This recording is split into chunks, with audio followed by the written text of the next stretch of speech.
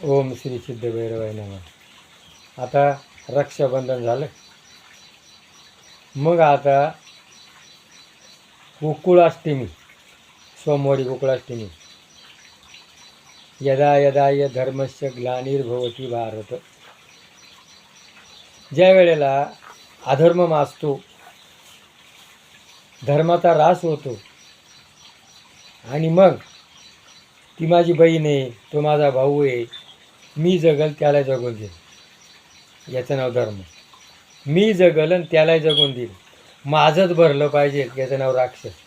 म्हणून कृष्णाने जन्म घेतला. याचा जन्मच कशा करताय का नीतीचं पालन करा आणि नीतीनं वागा, नीतीनं जगा. म्हणून भगवंतानी हा जन्म घेतला आणि मथुरेमध्ये अवतार धरिला.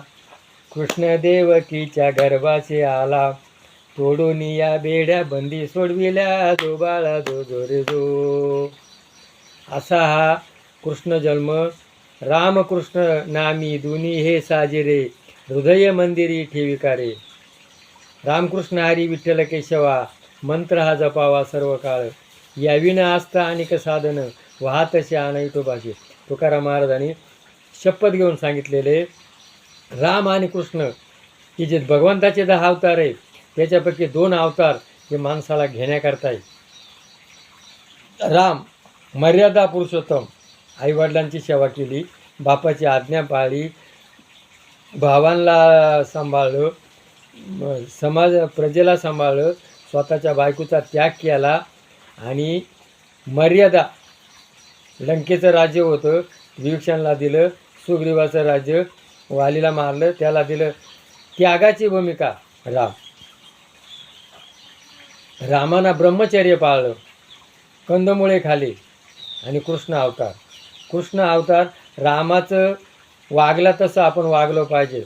कृष्णाच्या फक्त गुणाचं वर्णन केलं पाहिजे, असा हा कृष्ण.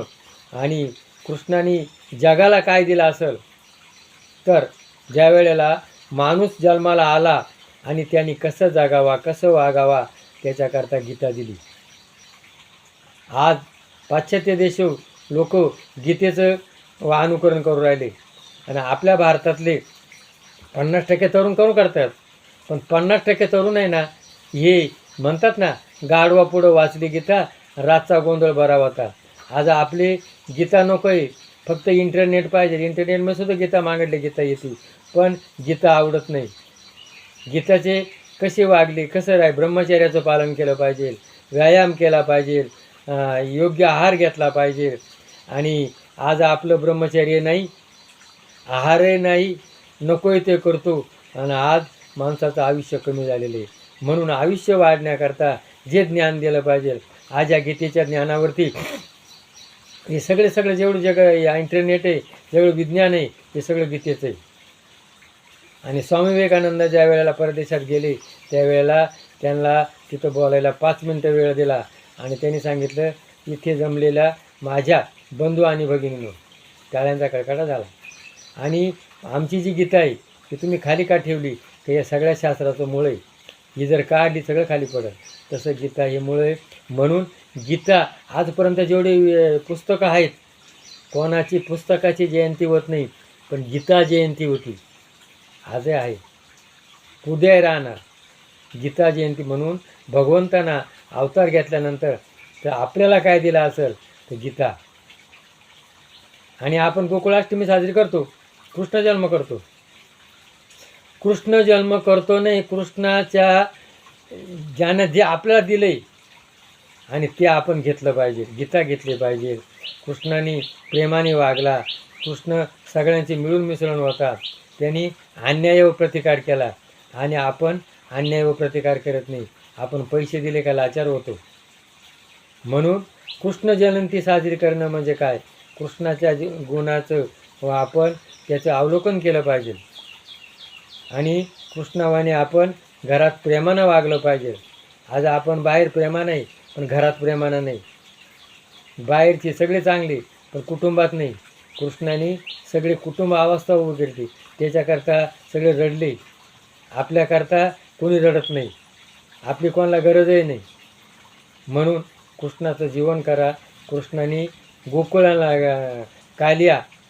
कालिया मारला, कंसाला मारलं आणि सगळे जेवढे दुष्टवृत्तीचे लोक होते त्यांना शिक्षा केली. आणि आईबाप कुठं होते? बंधनात होते. वसुदेव देवकी आईबापांचं बंधन मोकळं केलं. आणि आपण काय करतो? आपले आईबाप कुठे नेऊन घालतो? वृद्धाश्रमामध्ये. आणि आपण गोकुळाष्टमी साजरी करतो. इकडे आईबाप कुठे? वृद्धाश्रममध्ये. हा ना इकडं म्हणजे हा एक एन्जॉय म्हणून करतो.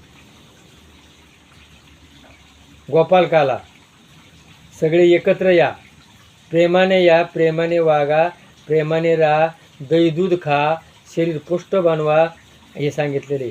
आपण दही दूध खात नाही, आपण विकतो. आणि आपण काय करतो? पाश्चात्य जे विचार आहेत, पाश्चात्य जे खाणे ते खातो. तर शरीराला पोषक काय असेल तर दही आणि दूध. आणि हे शरीराला पोषक आहे तर आपण ते करत नाही. त्याने आपल्याला दाखवून दिले. कृष्णाने काय दाखवलं? दही खा, दूध खा, लाडू खा आणि हे आपल्याला दिलेले. तर कृष्ण जयंती साजरी करणं म्हणजे त्यांनी जे आपल्याला दिलेले त्याचं आपण अनुकरण जर केलं तर खऱ्या अर्थानं कृष्ण गोकुळाष्टमी ही साजरी केली जाते आज. म्हणून कृष्णासारखं जीवन जगणं आणि कृष्णाने जे वाईटांचा नाश केला, चांगल्यांना सांभाळलं. आणि आपणही तेच केलं पाहिजे. आपण कुटुंब सांभाळलं पाहिजे, कुटुंबात प्रेमानं राहिलो पाहिजे, सगळ्यांचे प्रेमानं जगा, सगळ्यांचे प्रेमानं राहा, हसतमुख राहा. आणि जैशाच तसे व्हा. कृष्ण कसा होता? जशाच तसा. जैशाची तैसे व्हावी, समयाची सादर असावी, धटाची धट, उद्धटाची उद्धट. कृष्णाला आपण लोक म्हणतात कृष्णाने 16 सहस्त्र नाडी बघल्या. अरे सहस्त्र अभभ्रंश आहे, या शरीर आहे, आत्मा कृष्ण आहे. आणि याला 16,000 नाड्या आहे. या 16,000 नाड्यांचा संबंध कुठं असतो? या हृदयाशी असतो. आणि हा इथं कृष्ण आहे. कृष्ण माझी माता, कृष्ण माझा पिता, बंधू बहिणी चुलता, कृष्ण माझा. आणि कृष्ण हा आपल्या हृदयात आहे, आपल्या हृदयात आहे. कृष्ण आपल्या आईबापात आहे. कृष्ण हा निसर्गात आहे. अग्नी, हवा, वारा, पाणी, अन्नमय. म्हणून जेवण करताना, झोपताना, उठताना प्रत्येक वेळेला त्याचं स्मरण केलं तर तुमच्या जीवनाचं सार्थक होणार आहे. आणि मग आपण खऱ्या अर्थानं गोकुळाष्टमी साजरी केल्याचा आपल्याला आनंद होणार आहे. आणि अशा वृत्तीनं आपण वागू. जगा आणि जगू द्या, जगा आणि जगू द्या. ही संस्कृती फक्त माझं भरलं पाहिजे. विकृती आज मोठमोठे कोट्याधीश आहे, मस्त लग्नाला खर्च करतात 10-10, 12-12 कोटी रुपये. आणि आज काही लोक अन्न वाचून मरू राहिले. कृष्णाने काय केलं? दही दूध घेतलं. ते ज्यांना काही अन्न मिळत नव्हतं, कुपोषित मुलं होती, आणि त्या कुपोषित मुलांना त्याने दिलं.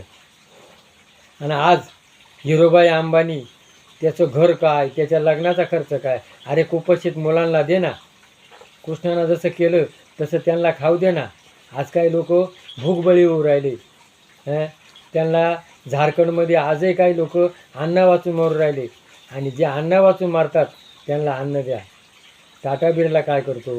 हे अब्दुल कलाम आणि नाना पाटेकर हे लोकांना समाज सांभाळून राहिले. आणि हा नुसता याचं प्रदर्शन करू राहिला. तर तू खरा कृष्णानं काय केलं हे हिरोबा आंबांना कळलं पाहिजे. तुझ्या संपत्तीतला जो भाग आहे ना, तो संघ काही आणलं नाही, संघ काही नेणार नाही. तर गोरगरीब आहे, जगा आणि जगू द्या.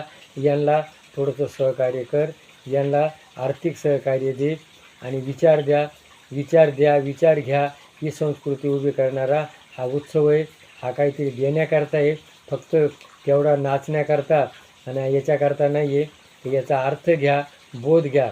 म्हणून आपल्या या संस्कृतीमध्ये जे उत्सव दिले हे काहीतरी घेण्याकरता दिले. म्हणून हा जो सिरियल आहे ती घेण्याकरता आहे. तर प्रत्येकानं हा विचार घ्या आणि ह्या व्हिडिओ क्लिक करा आणि दुसऱ्याला पाठवा. हे विचाराचं प्रबोधन करा. जय भैरवनाथ महाराज की जय.